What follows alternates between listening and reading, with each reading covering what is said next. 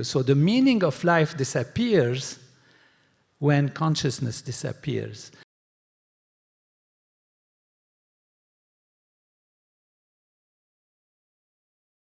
This is Dr. Tony Nader. He's a global authority on the science of consciousness and human potential. Let me tell you a little bit about him. Dr. Nader is a medical doctor trained at Harvard University and Massachusetts Institute of Technology, where he earned his Ph.D. in neuroscience, whose training includes internal medicine, psychiatry, and neurology. He is the New York Times bestselling author of the seminal book, Consciousness is All There Is. Got it right here, came out 6 weeks ago. He's also the head of the global Transcendental Meditation Organization, succeeding Maharishi Mahesh Yogi, and is dedicated to advancing the understanding of consciousness through both scientific and spiritual lenses. Please welcome, ladies and gentlemen, Dr. Tony Nader.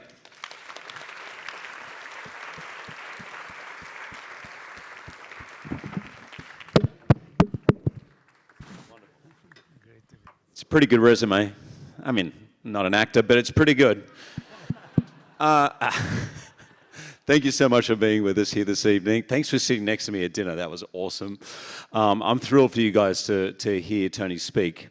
And is it just me, but Tony's been meditating for how long have you been meditating, Tony? More than 40 years. More than 40 years. He's got that glow, the meditator glow. Don't you think he's got that glow? Anyway, my first question, Tony. How is it possible, in your opinion, for one meditation technique to produce such a wide range of effects? I mean, there are separate pills for high blood pressure, for insomnia, for depression, for indigestion, whatever. So how is it possible that one technique can cover so many things? To start off, we recognize that the body is able to heal itself. You know, when we cut ourselves, we burn ourselves, or we have an accident, break a bone, or have a disease, we recover naturally oftentimes and most of the time. When we have a loss, when we have a fear, we get somewhat depressed or sad, we get anxieties, and we recover without necessarily having to go through pills and having to take medicines. So this tells us that there are a plethora of mechanisms in the system, in the body, that are able to heal us. We know we have hormones, we have some things against pain, endorphins, we have all kinds of immune cells and inflammatory cells when they are balanced that actually can heal us. So to start with, we know that the body has the mechanisms within it that under normal circumstances are able to correct different factors or different issues that are happening. The question, of course, is how does TM do it? So there are two aspects. Usually for simplicity's sake, we say it's when you gain deep rest. So when you gain deep rest, obviously, you give a chance to the body to recover, like when you are sleeping. You wake up, you feel refreshed, and the fatigue of the day is gone. But it's not only deep rest. It's a combination of rest and alertness, of wakefulness. Wakefulness within that transcendental meditation gives.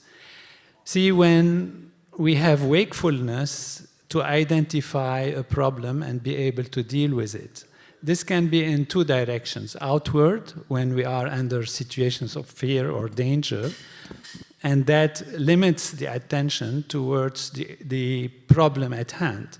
So if you are in danger, the physiology activates its resources in order to face this particular danger. But that situation is alertness with activity, high activity, which is putting a lot of demand on the physiology. During transcendental meditation, you have very deep, profound rest, but at the same time, inner alertness. Now, this inner alertness wakes up all the systems of the body and allow them on the platform of inner rest to detect what is needed and to activate the specific hormones and the specific correcting factors that would then deal with whatever problems we have had. So basically, for simple answer, this would be the way to look at it. Good. That was a simple answer, everyone. We got that. Okay, the title of your book. I was having a chat with Bob Costas. He said, just go lead in with a nice, easy question. So I'm going to, a nice, easy one for you, Tony. The title of your book is Consciousness is All There Is. So what is consciousness? How's that, Bob? Good? Good, thanks. Well, consciousness in a simple way is what allows us to be conscious. To be conscious is the ability to be aware of internal phenomena and outside phenomena, and our thoughts, our feelings, etc. So we can take a few aspects of consciousness, which is a very multifaceted reality of our existence. And we can say, for example, consciousness is awareness or has awareness. So we are aware of our feelings, we are aware of our thoughts, we are aware of our environment, and that is part of consciousness. Consciousness also has a quality of subjectivity, which means you have your own personal consciousness. You cannot tell that anybody here is conscious. You know, they might be fooling us all. But that is because it's very personal, very subjective, something which is not available through the senses for the outside to observe on an outside value. So that's why we call it a very subjective experience. Consciousness also has a value of intentionality, which means my hopes, my desires, my will, my freedom, what do I do? All of this is happening in consciousness. Consciousness also has the aspect of the sense of self. I am something. Who am I? I have a name, I have a situation, I have a circumstance. Now, if you want to appreciate really the value of consciousness, you just imagine what it is like if you don't have consciousness. So imagine you are in deep anesthesia.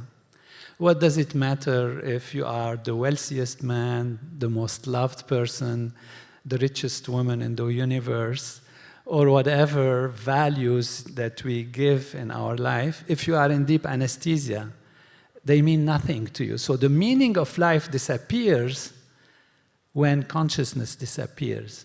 So consciousness is very fundamental. And there are different levels of consciousness. So it's not one thing. You can be in coma, and the body is actually conscious of some level, very minimal. You have vegetative state, you have altered states, you have sleep state, you have dream state. All of these are states and levels of consciousness. Even waking state of consciousness can be drowsy or alert, as we've said. If it's alert, it's able to focus.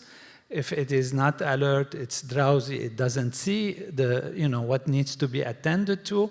So that's why during transcendental meditation, when you dive deep and you have very high alertness, yet on a restful level, then the body is alert and the immune system is able then to attack or deal with foreign material.